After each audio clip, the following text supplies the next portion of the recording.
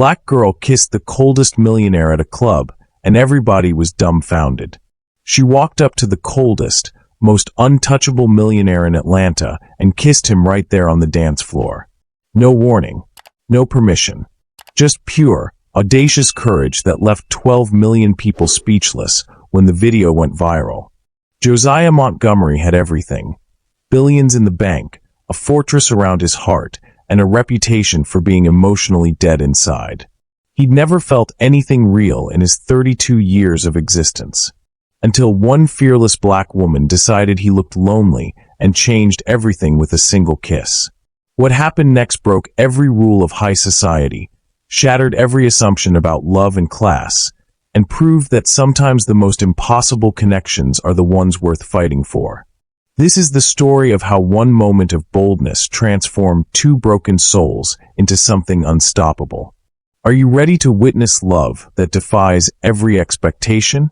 Before we explore the story, please let me know in the comment where you are watching from. Hit subscribe if you are hooked in and ready to enjoy the story. Because tomorrow, I have another beautiful story to share with you, and I do not want you to miss it for anything. Now let's get into the story. The bass thrummed through Zoe's chest like a second heartbeat as she adjusted her gold hoop earrings one final time. The bathroom mirror at Velvet reflected back everything she'd carefully constructed tonight. Deep burgundy lips that commanded attention, natural hair swept into an elegant updo that showcased her graceful neck, and a black dress that hugged every curve with unapologetic confidence. She looked like a woman who owned every room she entered, but her hands trembled slightly as she gripped the marble countertop. "You got this," she whispered to her reflection, the words barely audible over the muffled pulse of music from the main floor. Same game, different night. The game. Always the game. Walk in like you belong, speak like you're untouchable, laugh like nothing ever hurts you. Never let them see the little girl who'd been told she was too much, too loud, too confident, too black for some spaces, not black enough for others. Never let them see how exhausting it was to be everyone's first impression, their assumption, their stereotype to prove wrong. Zoe pushed through the bathroom door and was immediately swallowed by the controlled chaos of Atlanta's most exclusive nightclub. Bodies moved in perfect synchronization with the music, designer clothes catching the strobing lights, champagne glasses catching the reflections of success and desire. This was her world now, the world she'd fought tooth and nail to access, where her marketing firm Success had finally bought her a seat at tables that used to be invitation only. She moved through the crowd with practiced ease, nodding to familiar faces, deflecting the usual advances with sharp wit and sharper smiles. But tonight felt different. Tonight, she was hunting for something she couldn't quite name. 12 floors above the club's main entrance, Josiah Montgomery stood at the floor-to-ceiling windows of his private office, watching the city sprawl beneath him like a circuit board of ambition and desperation. The papers on his mahogany desk represented another day of victory. 3 acquisitions, 2 partnerships, 1 competitor eliminated. Numbers that would make lesser men drunk with power. He felt nothing. The intercom buzzed. "Mr. Montgomery, your car is ready for the charity function." Josiah didn't move from the window. The charity function. Another room full of people who would smile too wide, laugh too loud, and pitch him their causes while mentally calculating his net worth. Another evening of being a walking dollar sign in an expensive suit. "Cancel it," he said flatly. "Sir, the Palmer Foundation is expecting. They're expecting my checkbook. Send a donation and express my regrets." The silence that followed told him his assistant was scrambling to find diplomatic language for what amounted to a billionaire's tantrum. Josiah almost smiled. Almost. He'd built Montgomery Industries from nothing, turning his father's failed construction company into a real estate empire that reshaped skylines across 3 states. Every deal had cost him something: sleep, relationships, the ability to trust anyone's motives. Success, he'd learned, was the most expensive thing you could buy. The irony wasn't lost on him that he owned half the building that housed Velvet, the club 12 floors below, where Atlanta's elite played at being dangerous. He'd never set foot in it. Clubs were for people who still felt things, who still believed in the possibility of surprise. His phone buzzed with another invitation, another opportunity to be Josiah Montgomery, the untouchable millionaire who made others feel small just by existing. He slipped on his jacket, Italian wool that cost more than most people's monthly salary, and made an unexpected decision. Tonight, he will go downstairs. Zoe was 3 drinks past her usual limit when she spotted him. He sat alone at a corner table in the VIP section, separated from the crowd by velvet ropes and an invisible force field of wealth that made people orbit around him without getting too close. Everything about him screamed money. The perfect cut of his suit, the way he held his whiskey like it was communion wine, the particular stillness that came from never having to impress anyone. But it was his eyes that stopped her cold. Even across the crowded floor, even through the haze of smoke and strobing lights, she could see the absolute emptiness in them. This man wasn't just rich, he was hollow. "That's Josiah Montgomery," her friend Kira shouted over the music, following her gaze. "Real estate mogul. Worth more than some small countries." "He looks miserable," Zoe observed. "Honey, that's what 9 figures of misery looks like. Don't even think about it. He's got daddy issues written all over him, and not the fun kind." But Zoe was already thinking about it. Something in his isolation called to something in her loneliness. Here was a man who had everything and felt nothing, sitting in a room full of people desperate to feel anything at all. Before she could second-guess herself, before her rational mind could list all the reasons this was a terrible idea, Zoe was moving through the crowd toward his table. The security guard stepped forward, but something in her walk, the liquid confidence of a woman with nothing left to lose, made him hesitate. Josiah looked up as her shadow fell across his table. Up close, his handsomeness was almost aggressive, sharp jawline, dark eyes that seemed to catalog everything and reveal nothing, skin that had never known a moment of uncertainty. "You look like you're at a funeral," she said, sliding uninvited into the chair across from him. For the first time in years, Josiah Montgomery was surprised. Josiah's fingers tightened imperceptibly around his whiskey glass. No one had spoken to him like that in years, direct, unfiltered, completely without agenda. He studied her face, searching for the angle, the pitch, the inevitable request for money or connections. Instead, he found genuine curiosity in her dark eyes. "I wasn't aware funerals served 30-year Macallan," he said, his voice carrying the particular flatness of someone unused to casual conversation. Zoe laughed, not the practiced tinkle of social climbers, but something rich and unguarded that made him blink. "Expensive grief is still grief." She gestured toward the crowd gyrating below them. "All these people dancing like their lives depend on it, and you're sitting here looking like you've forgotten what music sounds like." "Perhaps I have." The honesty in his response surprised them both. Josiah rarely admitted weakness, even in metaphor.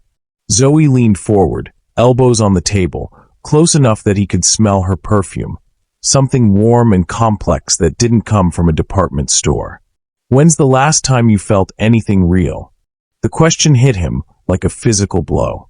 Around them, the club pulsed with artificial energy. Lights that mimicked excitement, bass that substituted for heartbeats, alcohol that replaced authentic connection. He lived his entire life in spaces like this, surrounded by people who performed emotions they didn't feel. "I don't indulge in feelings," he said carefully. "They're inefficient." Inefficient. Zoe tasted the word like it was bitter medicine. "Jesus, you really are dead inside, aren't you?" Anyone else would have been escorted out for that comment. Josiah Montgomery didn't tolerate disrespect, particularly from strangers who'd crashed his private table. But something about her fearlessness fascinated him. When was the last time someone had challenged him instead of cowering? "And you're alive inside," he countered. "Is that why you're in a club at midnight, drinking alone, picking fights with strangers?" Her smile faltered for just a moment, and he saw it, the crack in her armor, the place where her own wounds lived. They were more alike than either wanted to admit. "Touché," she said softly. The music shifted, slowing to something sultry and hypnotic. Around them, conversations dimmed to whispers. Bodies moved closer together, the energy becoming more intimate. Zoe stood abruptly, extending her hand. "Dance with me." "I don't dance." "Of course you don't." She kept her hand extended, palm up, a challenge disguised as an invitation. "When's the last time you did something just because it felt good?" Josiah stared at her hand like it was a loaded gun. Everything in his carefully controlled world had a purpose, a strategy, a desired outcome. Dancing served no business function. It solved no problems. It generated no profit. But her hand was steady, patient, waiting. Against every instinct screaming at him to maintain distance, Josiah stood and took her hand. Her skin was soft, warm, electric against his perpetually cold fingers. She led him down the steps from the VIP area onto the main floor, and suddenly they were surrounded by bodies, heat, the overwhelming presence of people living fully in the moment. Zoe moved with unconscious grace, her body finding the rhythm like it was coming home. She didn't try to teach him steps or make him perform. She simply moved, and somehow his body remembered how to follow. Her hands on his shoulders, his on her waist, the space between them charged with possibility. "See," she said, her lips close to his ear so he could hear her over the music. "You're not completely dead." Something in his chest cracked, just the smallest fissure in walls he'd spent years building. The sensation was terrifying and exhilarating, like standing at the edge of a cliff and feeling the urge to jump. People were staring. He could feel their eyes, their whispered conversations, their phones capturing this impossible moment. Josiah Montgomery, the Ice King himself, dancing with a woman who looked like she could set the world on fire. The Atlanta social media would explode with speculation by morning. He should care. His reputation was worth billions. His image was carefully curated, professionally managed, and strategically protected. But Zoe was looking at him like she could see past all of that to something real underneath. And for the first time in years, he wanted to be seen. The music crested, and in that suspended moment between beats, something shifted between them. The air grew thick with unspoken possibilities. Her eyes dropped to his mouth, then back up to meet his gaze. "Your trouble," he murmured. "The best kind," she whispered back. And then, before rational thought could intervene, before the voice in his head could catalog all the reasons this was impossible, Zoe rose up on her toes and kissed him. Not a gentle, testing kiss. Not a polite social peck. A real kiss, fierce, claiming, electric. Her lips soft but demanding, her hands fisting in his expensive shirt, pulling him down to her level. A kiss that tasted like whiskey and rebellion, and everything he'd been denying himself for years. The club fell silent around them. Not literally. The music still pounded, conversations still buzzed, glasses still clinked. But in the bubble of their connection, the world stopped spinning. Josiah's hands found her face, his thumbs tracing the curve of her cheekbones, and he kissed her back with a hunger that surprised them both. Years of emotional starvation poured into that kiss, awakening nerve endings he'd thought were permanently numb. When they finally broke apart, breathless and stunned, the silence around them was very real. Every eye in the club was on them. Phones were recording. Conversations had stopped mid-sentence. The untouchable Josiah Montgomery had just been thoroughly publicly, impossibly kissed by a beautiful black woman who'd appeared from nowhere. Everybody was dumbfounded, including them. The spell shattered the moment Josiah felt the first camera flash. Reality crashed back like ice water. He was Josiah Montgomery, standing in the middle of Atlanta's most notorious club, having just been kissed senseless by a woman whose name he didn't even know. His carefully cultivated image, worth more than most people's entire lives, was currently being uploaded to Instagram by dozens of strangers. He stepped back so quickly that Zoe stumbled slightly, her hands falling from his chest to her sides. The look on his face, shock morphing rapidly into something colder, more familiar, made her stomach clench with recognition. She'd seen that look before. The moment when a man realized what kissing her might cost him. Josiah's voice caught, his usual commanding tone nowhere to be found. Around them, the crowd was closing in, phones raised like weapons, hungry for more footage of the impossible. This was a mistake. The words hit Zoe like a slap. She'd known this moment would come, it always did, but somehow she'd thought he might be different. That for once, just once, a man might think she was worth whatever consequences came with wanting her. Of course it was, she said, her voice steady despite the earthquake happening in her chest. Wouldn't want to damage that pristine reputation. Josiah's jaw tightened. She was right, and they both knew it. By tomorrow, this will be a story. By next week, it will be gossip column fodder. The board members, the investors, the carefully cultivated network of business relationships, all of it built on the foundation of his untouchable, unflappable image. An image that had just been thoroughly compromised by 3 minutes of weakness. "You don't understand," he said, but even as the words left his mouth, they sounded hollow. "I understand perfectly." Zoe's smile was sharp enough to cut glass.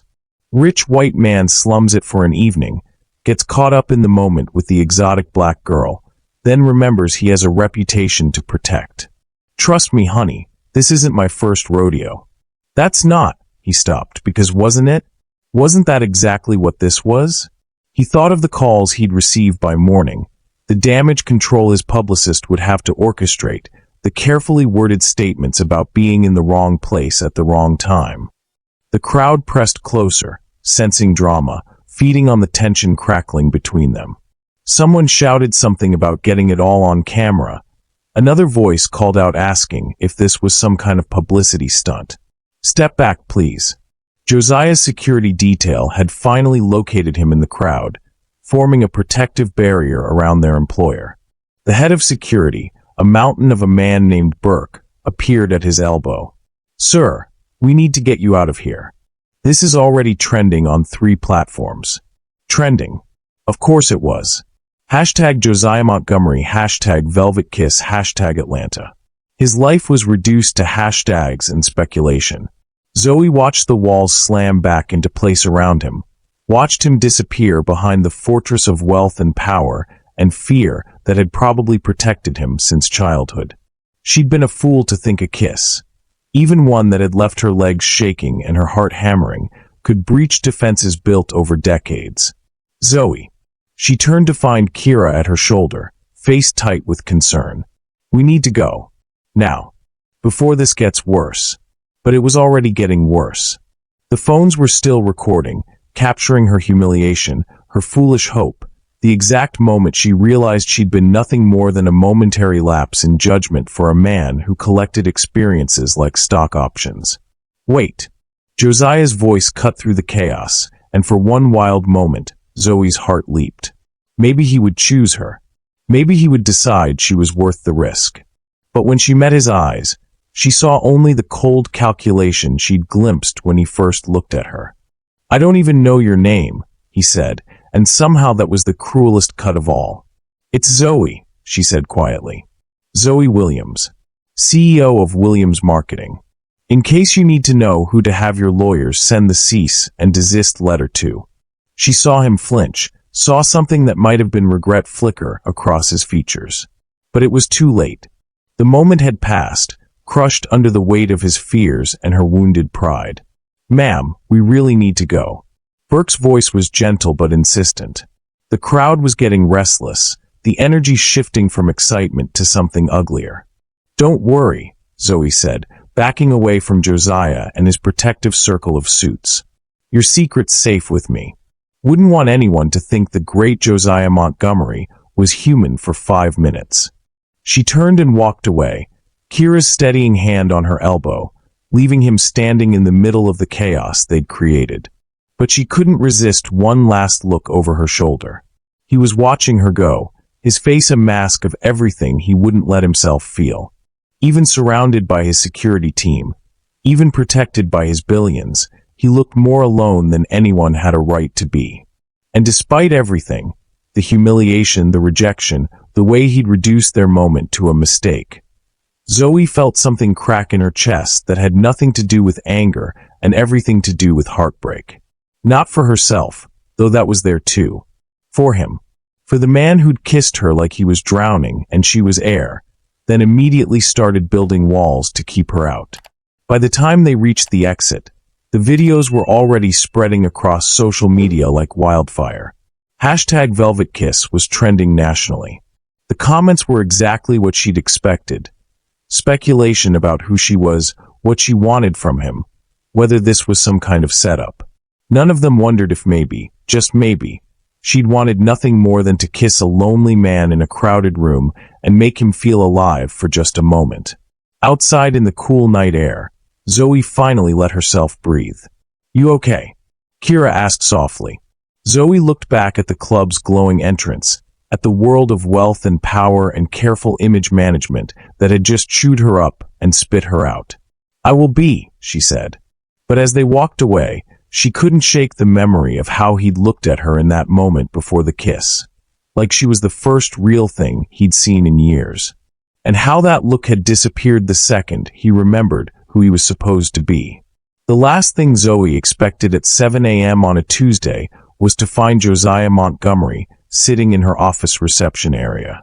She froze in the doorway, coffee cup halfway to her lips, staring at the man who'd haunted her thoughts for 3 sleepless days. He looked different in the harsh fluorescent lighting, less untouchable mogul, more exhausted human being. His usually perfect hair showed signs of being run through with anxious fingers, and there were shadows under his eyes that spoke of nights spent staring at ceilings. "Ms. Williams." He stood as she entered, his movements careful and formal. "Thank you for seeing me." "I haven't agreed to see you yet," Zoe said, proud of how steady her voice sounded. She nodded toward her assistant's empty desk. "Tamara doesn't get in until 8. You've been waiting in an empty office." "I've been here since 6. The admission hung between them, loaded with implications neither wanted to examine. Zoe sipped her coffee, using the moment to study his face. Whatever had brought him here had cost him. She could see it in the tension around his eyes, the way he held himself like a man bracing for impact. "My office," she said finally, because curiosity had always been her weakness. Williams Marketing occupied the 15th floor of a downtown Atlanta high-rise, with floor-to-ceiling windows that offered a commanding view of the city. Zoe had fought for this space, this view, this symbol of everything she'd built from nothing. Having Josiah Montgomery in it felt like letting the enemy behind her battle lines. He took in the awards lining her walls, the photos of successful campaigns, the careful balance of professionalism and personality that marked her territory. His eyes lingered on a framed photo of her with the mayor at a community event, both of them grinning and covered in paint from a neighborhood mural project. "You built this," he said, and there was something like respect in his voice. "From the ground up." She settled behind her desk, meeting the barrier between them. "What do you want, Mr. Montgomery?" He remained standing, hands clasped behind his back like a soldier reporting for duty. "I need your help." Of all the things she'd expected him to say, that wasn't one of them. Zoe set down her coffee cup with deliberate care. "Excuse me?" "The video has been viewed 12 million times." His voice was clinical, but she caught the slight tremor underneath. "My publicist is having what she describes as a controlled meltdown. The board is demanding explanations. And every gossip rag from here to New York is offering 6 figures for information about the mystery woman who brought down Atlanta's most eligible bachelor." "Brought down?" Zoe's eyebrows rose. "That's a little dramatic, don't you think? My stock price dropped 3 points yesterday." 3 points, Ms. Williams. Because 12 million people watched me kiss a woman whose name I didn't even know. The words stung, as he'd probably intended them to. Zoe leaned back in her chair, studying his face with the same intensity she brought to reading market research. "And you think I can fix that?" "I think you're the only one who can." He moved closer to her desk, and she caught a hint of his cologne, expensive, subtle, maddeningly familiar. "You own a marketing firm. You understand image management, narrative control, and damage mitigation."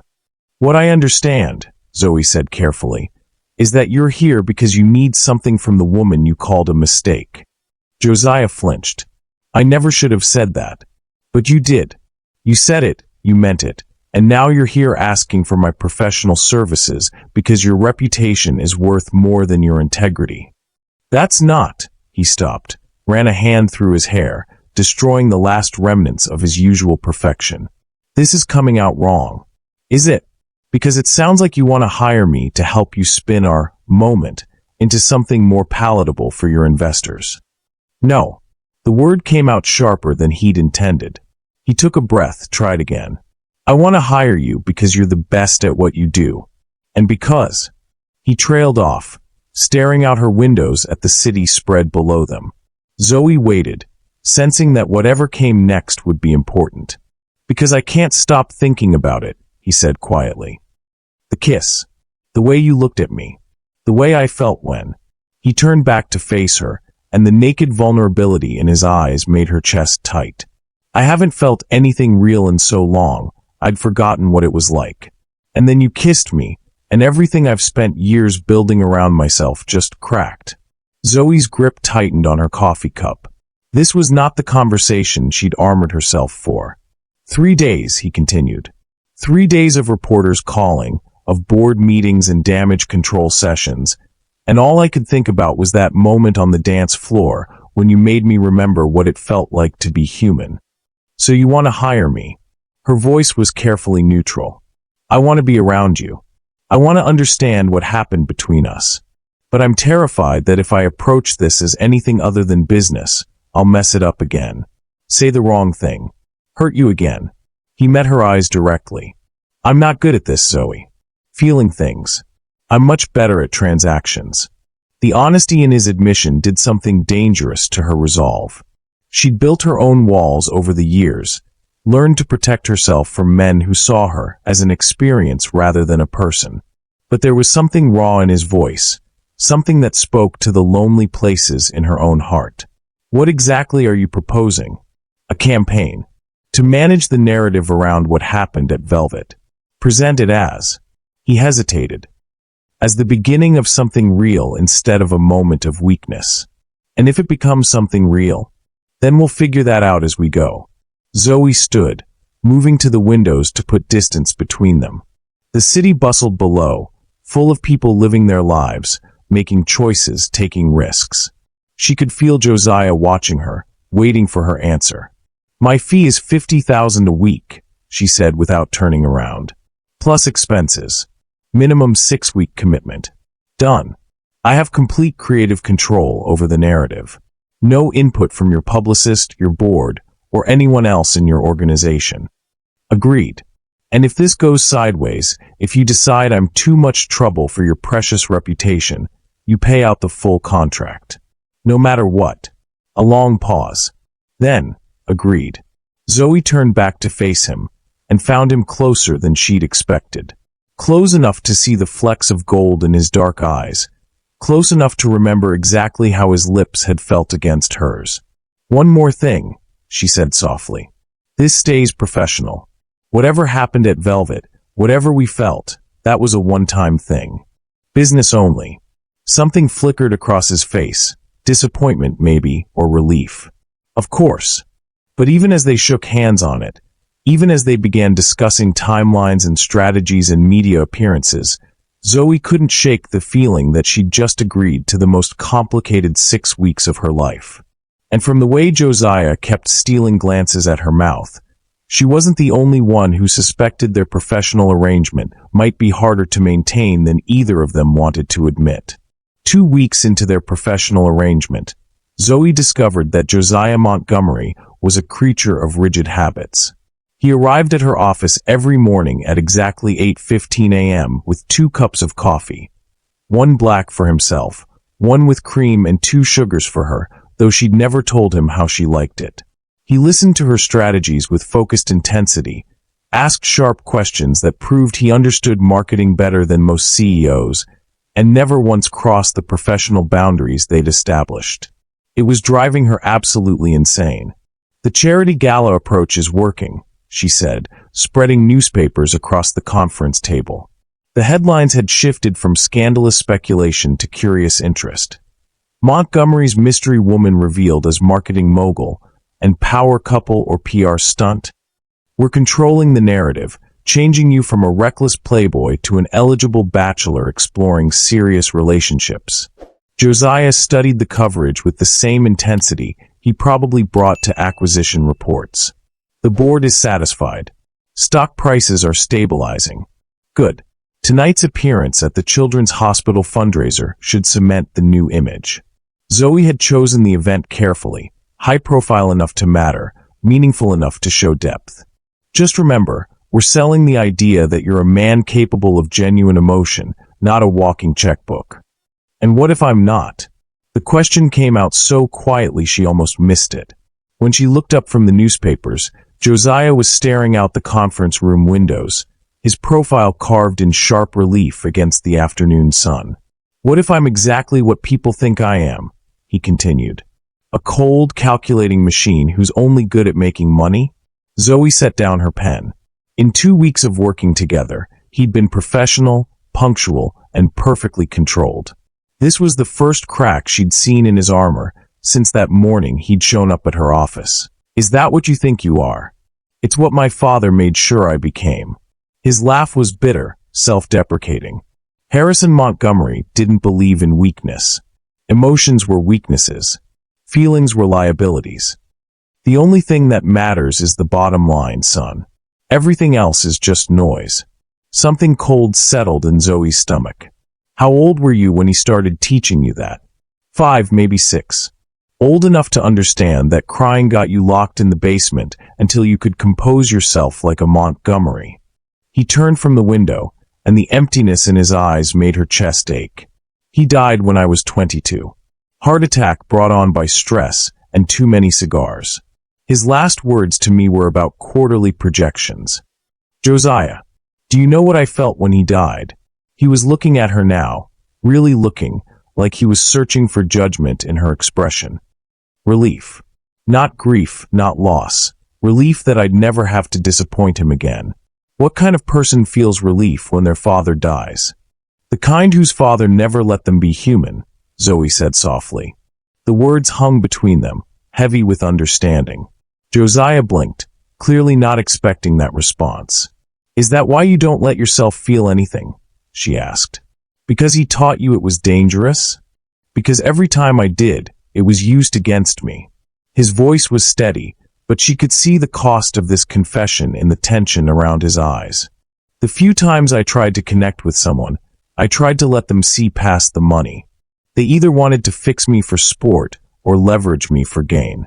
After a while, it was easier to just stop trying. Zoe's throat felt tight. She understood that particular brand of exhaustion, the bone-deep weariness that came from being seen as everything except who you actually were. My turn, she said quietly. Josiah's eyebrows rose. You don't have to. Fair's fair.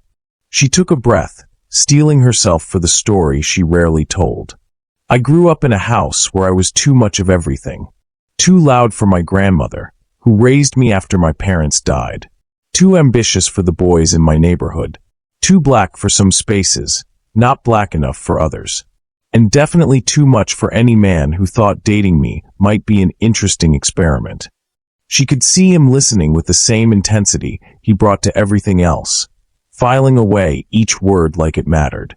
I learned early that being bold was a form of protection, she continued. If I made the first move, spoke the first word, took the first risk, then I had some control over the rejection. Better to be too much than to be nothing at all. But you're not nothing, Josiah said, his voice fierce enough to surprise them both. You're extraordinary. The word hit her like a physical touch. Zoe had been called many things over the years, aggressive, difficult, impressive, intimidating. But extraordinary? That was new. You kissed me first, he said, moving closer to where she sat at the conference table. That night at Velvet. You saw someone you didn't even know and decided to take a risk. Do you have any idea how brave that was? It was stupid, she said, but her voice lacked conviction. It was the most honest thing anyone had done to me in years. He was close enough now that she could see the gold flecks in his eyes, close enough to catch that hint of expensive cologne that had haunted her dreams. You looked at me like I was worth saving. Maybe you are. The words slipped out before she could stop them. They stared at each other across the small space between them, the professional boundaries they'd so carefully constructed suddenly feeling as fragile as tissue paper. "Zoe," he said, and her name in his voice sounded like a prayer. "This is a bad idea," she whispered, but she didn't move away. "The worst," he agreed, his hand coming up to trace the curve of her cheek. "You're my business partner. This could ruin everything we've built." Everything. But neither of them moved away. Instead, they sat there in the golden afternoon light streaming through her conference room windows, two people who'd learned to protect themselves from the world slowly remembering what it felt like to want to be vulnerable with someone else. "What are we doing?" Zoe asked softly. "I don't know," Josiah admitted. "But for the first time in my life, I don't want to stop and calculate the risks." Outside, Atlanta hummed with its usual energy. People working, living, taking chances on love and hope and each other. Inside the conference room, two wounded souls sat poised on the edge of either the biggest mistake of their lives or the beginning of something that might just save them both. How do the wounds from our past shape the walls we build to protect ourselves? And when might those same walls prevent us from experiencing the very connection we're longing for? The Children's Hospital fundraiser was supposed to be just another strategic appearance. Stand together, smile for the cameras, sell the narrative of Josiah Montgomery as a man capable of genuine feeling. Simple, professional, safe. Instead, Zoe found herself watching Josiah kneel down to eye level with a 7-year-old girl named Maya, who was explaining in great detail why purple was the best color for a princess dress. "Purple is definitely the most regal choice," Josiah said with complete seriousness, as if discussing quarterly earnings. "Have you considered adding sparkles for formal occasions?" Maya giggled, a sound like wind chimes, and Zoe felt something dangerous shift in her chest. This wasn't the calculated charm of a man working a room. This was real tenderness, unguarded and unconscious. "He's not what I expected." Zoe turned to find Dr. Patricia Hendricks, the hospital's head of pediatrics, standing beside her. They'd been introduced earlier, but Zoe had been too focused on managing Josiah's image to pay much attention. "How so?" "Most donors want the photo op and the tax write-off.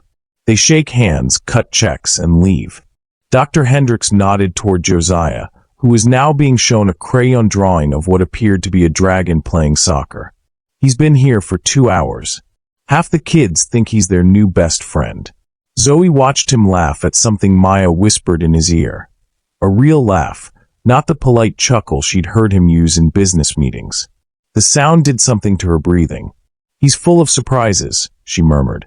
"So are you." Dr. Hendricks smiled. "When his assistant called to arrange this visit, she mentioned that coming here was your idea. Most PR consultants would have suggested something flashier. The opera, maybe, or an art gallery opening." "Children don't lie," Zoe said simply. "They can spot a fake from across the room. If you want to prove someone's capability of genuine emotion, put them with kids. And if they fail the test." Zoe looked at Josiah, who was now attempting to fold a paper airplane under Maya's critical supervision. "Then you know where they stand." An hour later, they were alone in his car, Atlanta's evening lights streaming past the windows.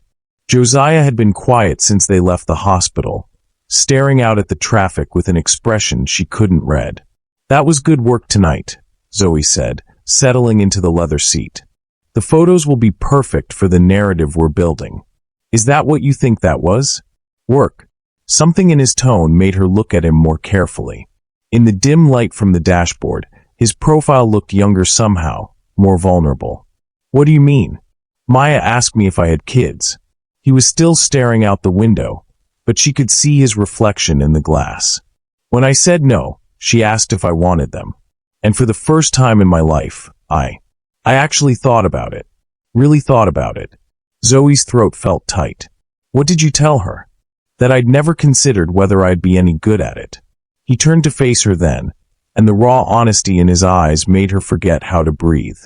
"My father he wasn't cruel, exactly. Just absent.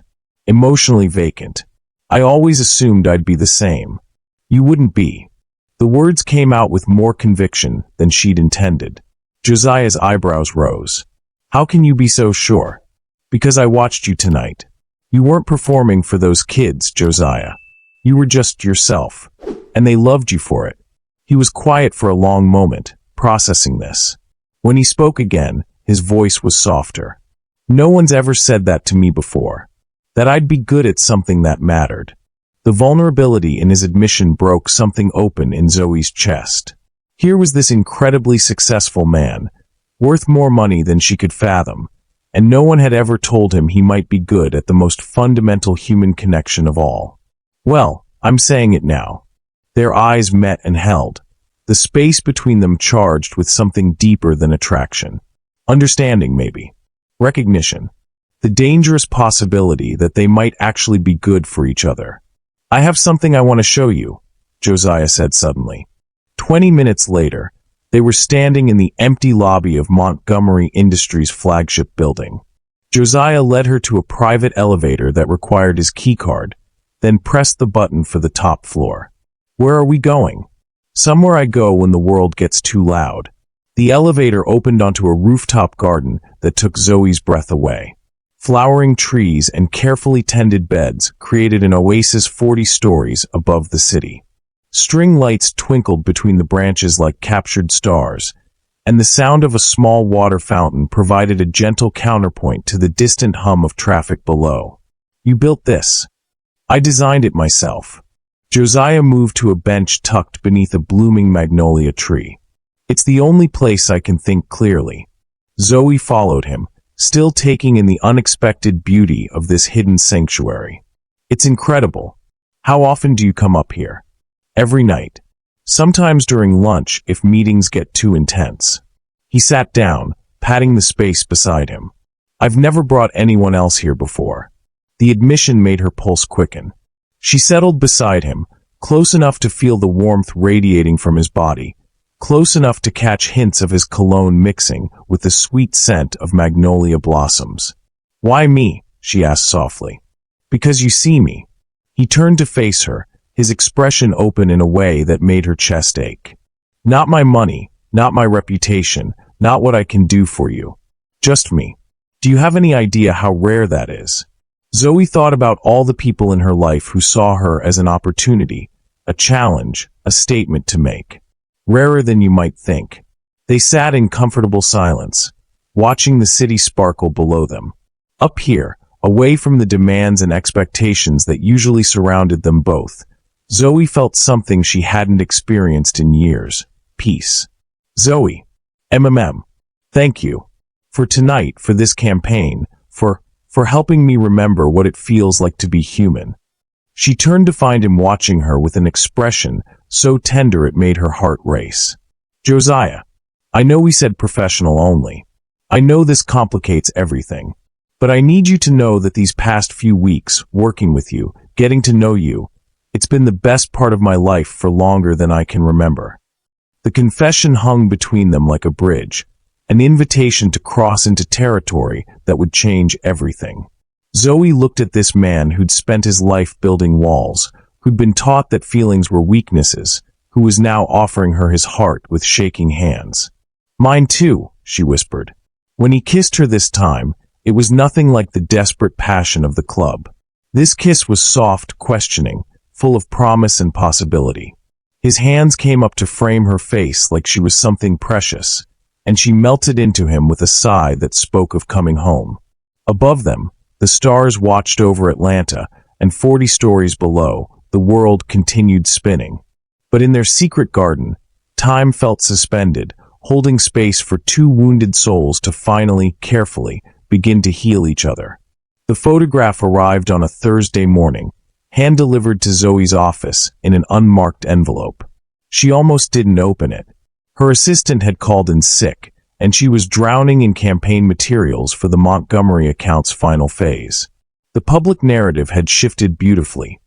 Josiah was no longer Atlanta's coldest bachelor, but its most intriguing one, a man whose mysterious depth was finally being revealed through his relationship with a brilliant marketing executive who'd captured his attention. The relationship that was supposed to be fake, but felt more real every day. Inside the envelope was a single 8x10 photograph and a note written in elegant script. Thought you should see what your boyfriend was doing before he met you. A concerned friend. The photo showed Josiah at what looked like a private party, his arm around a stunning redhead in a dress that cost more than most people's rent. They were laughing at something off camera, and the intimacy between them was unmistakable. The timestamp in the corner read 6 months ago. But it wasn't just any redhead. Zoe recognized her immediately, Victoria Ashford, heiress to the Ashford textile fortune, socialite, and according to Atlanta's gossip columns, Josiah's on and off companion for the better part of 2 years. The woman he'd never mentioned. Not once. Zoe stared at the photo until her eyes burned, cataloging every detail. The way his hand rested possessively on Victoria's waist. The genuine smile on his face. Not the careful, controlled expressions she'd grown used to, but real happiness. The ease between them spoke of deep familiarity. Her phone buzzed. A text from Josiah. Lunch today? I have something important to tell you. Something important. Like maybe the fact that he'd been in a serious relationship while building his reputation as Atlanta's most eligible bachelor? Or that the woman in question had apparently decided Zoe needed to know about it. She was still staring at the photo when her office door opened and Josiah walked in, carrying their usual coffee and wearing the smile that had become as familiar as her own heart. Good morning, beautiful. I brought he stopped mid-sentence, his eyes landing on the photograph spread across her desk. The color drained from his face. Zoe, I can explain. Can you? She held up the photo, her hand surprisingly steady. Because this looks pretty self-explanatory to me. Where did you get that? Does it matter? The question is, why didn't it come from you? Josiah set down the coffee cups and ran a hand through his hair. The gesture she'd learned meant he was scrambling for control. It's not what you think. Really? Because what I think is that you've been lying to me for weeks. Building this whole narrative about being emotionally unavailable, about never letting anyone close, while you were actually in a relationship with someone whose family probably vacations with yours. Victoria and I. He stopped, seeming to gather himself. It's complicated. Complicated. Zoe tasted the word like poison. Let me guess, you have an understanding? An arrangement? Something that doesn't interfere with your image rehabilitation project. That's not fair. Fair. Zoe stood, the photo crumpling slightly in her grip. You want to talk about fair? I told you about my grandmother, about growing up feeling like I was too much for everyone. I told you about Marcus. Who's Marcus? The question hit her like a slap. In all their conversations, all their careful sharing, she'd never told him about Marcus. Because Marcus was the wound that still bled, the relationship that had taught her exactly how much hope could cost. Marcus was my fiancé, she said quietly. 3 years ago. We were engaged for 8 months before I found out he was also engaged to someone else. Someone his family approved of. Someone who fits better into his world. Josiah's face went white. Zoe, no. This isn't like that. Isn't it? Let me guess. Victoria is the kind of woman you're supposed to end up with. Right family, right education, right skin color to look good on your arm at charity galas. Stop. His voice was sharp enough to cut. You don't know what you're talking about. Then tell me. Explain to me how I'm supposed to trust anything between us when you couldn't even be honest about this. The silence stretched between them, filled with everything they weren't saying. Outside, Atlanta hummed with its usual energy, oblivious to the fact that Zoe's world was crumbling in a 15th floor conference room. Victoria and I have history, Josiah said finally. Our families have been friends for generations. We dated on and off for 2 years. But it wasn't real. Not the way this is. Not real enough to mention, apparently. Because it doesn't matter. What matters is us, what we've built. What we've built is a lie. The words came out harsh, final. I'm your employee, Josiah. This whole thing is a marketing campaign. I was so stupid to think it meant anything more than that. You know that's not true. Do I? Because from where I'm standing, it looks like you hired me to fix your image. And somewhere along the way, you decided sleeping with me might be a nice bonus. The exotic experience your friend Victoria could never provide. The words hit their target. Josiah flinched like she'd struck him. That's not. You can't possibly believe that. I don't know what to believe anymore. Zoe moved to her desk, began gathering the campaign materials they'd worked on together. But I know I can't do this anymore. Zoe, please. Let me explain about Victoria. Let me tell you everything. Everything. She laughed, but there was no humor in it. When were you planning to do that? After we slept together? After I fell completely in love with you? Or were you just going to let me find out the way I did today?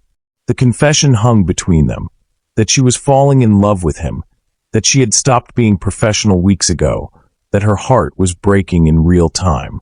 I ended things with Victoria the night after Velvet, Josiah said desperately. The night you kissed me. I couldn't. After feeling what I felt with you, I couldn't pretend anymore. You ended things with her, but you never told me about her. You let me believe you were exactly what you claimed to be, someone who'd never let anyone close. Because I was afraid. The admission exploded out of him. I was afraid that if you knew about her, you'd think I was just replacing one woman with another. That this was just another arrangement. And now I know that's exactly what it is. No. He moved toward her, desperation clear in every line of his body. No, Zoe, what we have is real. What I feel for you is real. I love you. The words she'd dreamed of hearing felt like knives. Don't you dare say that to me now, when I've just learned that everything I thought I knew about you was a lie. Not everything. The man you saw at the hospital, the one who shared his garden with you. That's real. That's who I am when I'm with you. And who are you when you're with her? The question hung in the air like smoke, poisoning everything it touched. Josiah's silence was enough. Zoe gathered the last of the campaign materials and shoved them into a box. The Montgomery Industries account is terminated, effective immediately. I'll have Tamara send you the final invoice. Zoe, please. Don't. She picked up the box, holding it like armor between them. Don't make this harder than it already is. We both knew this was always going to end. I just thought it might last a little longer. She walked toward the door, then paused without looking back. For what it's worth, I hope you and Victoria are very happy together. You deserve each other. The words were meant to wound, and from the sharp intake of breath behind her, they'd found their mark. Zoe walked out of the conference room, out of her office, and into the elevator that would carry her away from the biggest mistake of her professional life. She didn't cry until she reached her car. Behind her, in the empty conference room, Josiah stood surrounded by the wreckage of the best thing that had ever happened to him, finally understanding that some mistakes couldn't be undone with money or apologies or even love. Some bridges, once burned, could never be rebuilt. 3 days of silence stretched between them like a chasm. Zoe spent those days in her apartment, alternating between fury and heartbreak, ignoring the dozens of calls and texts from Josiah that lit up her phone like desperate fireworks. She'd built her walls back up, brick by brick, reminding herself of all the reasons why letting him in had been a mistake in the first place. But on Saturday morning, sitting in her kitchen with cold coffee and yesterday's newspaper, she found herself staring at a small item in the society section. Montgomery Industries CEO seen leaving Ashford Estate after private meeting. The accompanying photo showed Josiah getting into his car outside Victoria's family mansion, his face a mask of grim determination. The caption speculated about a possible reconciliation between the power couple. Zoe stared at the photo until the newsprint blurred, feeling something die inside her chest. So that was it then. He'd made his choice. 40 stories above downtown Atlanta, Josiah stood in his rooftop garden, holding a small velvet box that had cost him more than most people's houses. Not because of the ring inside, though the vintage Art Deco diamond was flawless, but because of what it had cost him to get it back. 3 hours. That's how long he'd spent at the Ashford estate, enduring Victoria's tears, her family's disappointment, and the weight of expectations that had been suffocating him for 2 years. 3 hours of explaining why he couldn't go through with the engagement they'd all assumed was inevitable. "You're throwing away everything for her," Victoria had said, mascara streaking down her perfect cheeks. "Your reputation, your family's approval, your place in society. For what? Some marketing girl you've known for a few weeks. For the first woman who's ever made me feel like I'm worth something beyond my bank account," he'd replied. The ring, his grandmother's ring, which he'd given to Victoria 6 months ago in a moment of weakness and family pressure, now sat heavy in his palm. He'd thought he loved Victoria. Or maybe he just loved the idea of loving someone safe, someone who came with no risk of real vulnerability. Zoe was the opposite of safe. She was wild storms and honest conversations, and the terrifying possibility that he might actually deserve to be happy. But she was also gone. Had walked out of his life 3 days ago with such finality that even his desperately hopeful heart was starting to accept that some damage couldn't be undone. His phone buzzed. Burke, his head of security. "Sir, we have a situation. Ms. Williams is in the lobby. She's upset." Josiah's heart stopped. "Send her up. Now." Zoe had sworn she wouldn't come here. Had promised herself she was done with Josiah Montgomery and his complicated life, and his inability to be honest about the things that mattered. But then Kira had shown her the Society page article, and rage had overtaken heartbreak. "He's back with her," Kira had said gently. "Maybe it's time to let this go." "He told me he loved me," Zoe had whispered. "He said I was different." "Maybe you were. But maybe different isn't enough when it comes to choosing between love and everything else he's ever known." The words had hit like physical blows, but they'd also ignited something fierce and stubborn in Zoe's chest. She was tired of being the woman men chose to leave. Tired of being the experience they treasured but couldn't quite commit to. If Josiah Montgomery wanted to go back to his safe, approved life with Victoria Ashford, fine. But he was going to look her in the eye and tell her so. The elevator doors opened, and she stepped into his sanctuary looking like an avenging angel. Her hair was pulled back severely, her black dress was armor, and her eyes blazed with the kind of fury that could level buildings. "You coward," she said without preamble. Josiah, who had been preparing speeches and apologies and declarations of love, found himself speechless. She was magnificent in her anger, terrible and beautiful and absolutely devastating. 3 days, she continued, stalking toward him through the garden he'd shared with no one but her. 3 days of silence, and then I see you crawling back to her. Didn't even have the decency to tell me yourself. Zoe, you don't understand. I understand perfectly. She stopped inches from him, close enough that he could see the tears she was fighting back. I understand that when things got complicated, when choosing me meant actually risking something, you ran straight back to the woman your family approves of. That's not what happened, isn't it? You're back with Victoria. The Society pages don't lie. Josiah stared at her, this woman who had turned his world upside down and made him remember what it felt like to be alive. She thought he'd chosen Victoria. Thought he'd given up on them. The irony would have been funny if it wasn't breaking his heart.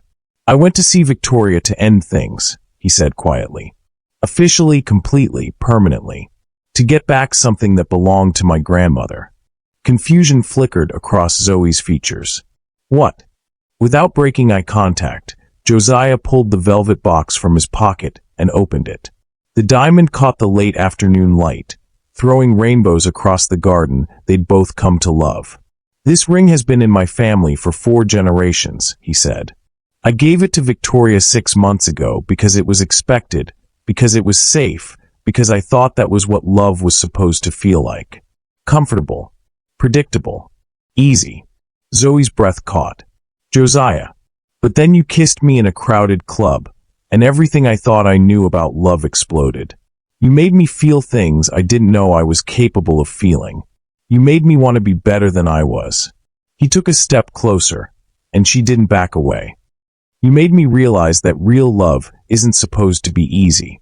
It's supposed to be terrifying and wonderful and worth fighting for. You hurt me, she whispered. You lied to me. I know, and I will spend the rest of my life making up for that if you'll let me. He dropped to one knee in the garden where they'd first kissed as themselves, not as projections or images or carefully constructed personas. I'm not asking you to marry me. Not yet, not until you're sure. I'm asking you to let me prove that I choose you. Every day, in every way that matters. I choose you, Zoe Williams. Not your marketing skills, not your professional connections, not what you can do for my image. I choose your laugh, your fierce heart, your beautiful mind. I choose the way you see the best in people even when they can't see it in themselves. Tears were streaming down her face now, and Josiah felt his own eyes burning. I choose the way you make me want to be the man you see when you look at me, he continued. The way you make me believe I might actually deserve to be loved. The garden fell silent except for the gentle sound of the fountain and the distant hum of the city below. Zoe stared down at him, this man who had been raised to believe feelings were weakness, kneeling in front of her with his heart in his hands. Stand up, she said softly. He did, uncertainty written across every line of his face. If I say yes to this, to us, I need you to understand something. Her voice was steady now, sure. I'm not Victoria. I will never be the safe choice, the easy choice, the choice that makes sense on paper. I'm going to challenge you and push you and probably drive you crazy sometimes. I'm counting on it. I'm going to expect honesty, even when it's ugly. Especially when it's ugly. You'll have it. And if you ever make me feel like I'm not enough again, if you make me compete with ghosts or expectations or what other people think you should want, I will walk away and never look back. You won't have to, Josiah said, his voice fierce with conviction. Because you're not just enough, Zoe. You're everything. She studied his face for a long moment, searching for any trace of doubt or reservation. Instead, she found only love, imperfect, honest, terrifying love that made her chest tight with possibility. Ask me again, she whispered. Josiah's smile was like sunrise breaking over mountains. Zoe Williams, will you let me love you? Will you let me choose you, every single day, for the rest of our lives? This time, when she kissed him, it tasted like coming home. 6 months later, Zoe stood in the same bathroom at Velvet where this entire journey had begun, adjusting her earrings and checking her reflection one final time. But tonight, everything was different. The woman looking back at her wore confidence like a second skin. Not the defensive armor she'd once wielded, but the quiet assurance of someone who knew she was loved completely and without conditions. Her engagement ring caught the light. The vintage diamond that had traveled through 4 generations of Montgomery women, now proudly claimed by a woman who'd never imagined she'd be part of their legacy. Are you ready for this? Kira appeared beside her, grinning at their reflections. Because the crowd out there is absolutely buzzing. Ready as I'll ever be. Zoe smoothed her dress, deep emerald this time, chosen because Josiah had told her it made her eyes look like starlight. Hard to believe it's been 6 months. Hard to believe you're marrying the man you kissed into submission on that dance floor. They laughed, remembering that night when everything had changed. The night Zoe had seen a lonely man in a crowded room and decided to take a chance on connection. Mrs. Montgomery to be, Kira said softly. I'm so happy for you. Mrs. Williams Montgomery, Zoe corrected with a smile. We're hyphenating. His idea, actually. Because that was who Josiah had become. A man who celebrated her identity instead of asking her to diminish it. A man who'd learned that love wasn't about possession, but about partnership. In the VIP section where they'd first met, Josiah adjusted his cufflinks for the dozenth time, trying to calm nerves that had nothing to do with the crowd and everything to do with the woman who was about to walk back into his life. You're fidgeting, Burke observed from his position near the velvet rope. Even off duty, his head of security insisted on maintaining a protective presence. I'm not fidgeting. I'm making adjustments. Sir, you've been making the same adjustment for 5 minutes. Josiah forced his hands to stillness, looking out at the assembled crowd. The guest list read like a who's who of Atlanta society, but also included the children from the hospital where he and Zoe now volunteered every Saturday, her college roommates, his business partners, and the unlikely collection of friends they'd gathered as a couple. Dr. Hendricks had tears in her eyes as she watched from a front row table, Maya beside her in a purple dress that was indeed suitable for a princess. The little girl had insisted on being at Mr. Josiah and Miss Zoe's party, and wild horses couldn't have kept her away. The music shifted, and Josiah's breath caught. 6 months of seeing Zoe every day, of waking up beside her, of building a life together, and she still had the power to stop his heart. She appeared at the top of the stairs leading down to the main floor, and the crowd fell silent. Not because she was beautiful, though she was radiant and glowing and absolutely devastating, but because of the way she looked at him, like he was her home, her choice, her forever, like he was worth choosing. Zoe descended the stairs slowly, savoring this moment. The last time she'd walked across this floor toward Josiah, she'd been acting on impulse and liquid courage. Tonight, she walked with purpose, with certainty, with the absolute knowledge that the man waiting for her was worth every risk she'd ever taken. The crowd parted as she moved through them, friends and family and strangers all witnessing this public declaration of a love that had refused to be convenient or safe or sensible. Josiah met her at the edge of the dance floor, the same spot where they'd first danced, where he'd first remembered what it felt like to be alive. His eyes were bright with unshed tears, his smile soft and real and completely unguarded. "Hi," he said softly as she reached him. "Hi yourself." She took his outstretched hands, marveling at how perfectly they fit together. "Ready to make this official?" "I've been ready since the moment you told me I looked like I was at a funeral." The officiant, Dr. Hendricks, who'd gotten ordained online specifically for this occasion, stepped forward with a grin. "Ladies and gentlemen, we're gathered here tonight not just to celebrate a love story, but to witness the power of taking chances on each other." The ceremony was brief but perfect, filled with vows they'd written themselves. Josiah promised to choose vulnerability over safety, to see her strength as a gift rather than a threat, to love all the parts of her that made her magnificently, unapologetically herself. Zoe promised to trust his love even when her fears whispered otherwise, to let him see her without armor, to build a life together that honored both their dreams and their wounds. When Dr. Hendricks pronounced them husband and wife, the kiss that followed was nothing like their first one, desperate and surprising and full of unknown possibilities. This kiss was a promise kept, a choice celebrated, a future claimed with both hands. The crowd erupted in cheers, but Zoe barely heard them. She was too busy memorizing this moment, the taste of Josiah's smile against her lips, the sound of his whispered, "I love you," the feeling of coming home to herself in his arms. Later, as the reception wound down and the last guests filtered out into the Atlanta night, Zoe and Josiah found themselves alone on the dance floor where everything had started. "No regrets?" he asked, pulling her close as the DJ played their song, the same sultry melody that had been playing the night they first danced.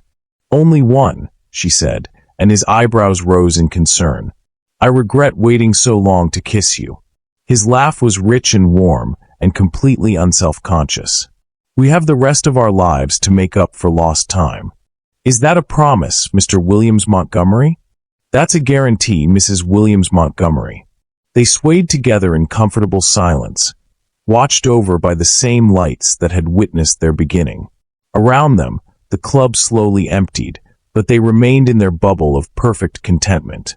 "Josiah. Thank you." "For what?" "For being brave enough to let me love you." He pulled back to look at her, this woman who had saved his life by refusing to let him hide from it. "Thank you for being brave enough to love me anyway." As they danced, Zoe thought about the journey that had brought them here. Two wounded people who'd learned to trust again, to hope again, to believe that love could be worth the risk of getting hurt. She thought about the little girl who'd been told she was too much, and the boy who'd been taught feelings were weak, and marveled at how they'd found each other across all that pain and fear. Most of all, she thought about the power of taking chances, of kissing strangers in crowded rooms, of believing in possibility, of choosing love even when it was inconvenient and complicated and absolutely terrifying. Outside, Atlanta sparkled with millions of lights, each one representing a life, a story, a possibility for connection. And inside Velvet, in the exact spot where their story had begun, Zoe and Josiah danced to the rhythm of a love that had been worth every moment of the journey to find it. Some risks, they'd learned, were worth taking. Some love was worth fighting for. And sometimes, if you were very brave and very lucky, you got to spend the rest of your life with the person who made you remember what it felt like to be fully, beautifully, perfectly alive. What chances might we be afraid to take in our own lives? And how might the courage to be vulnerable with others transform not just our relationships, but our understanding of our own worth?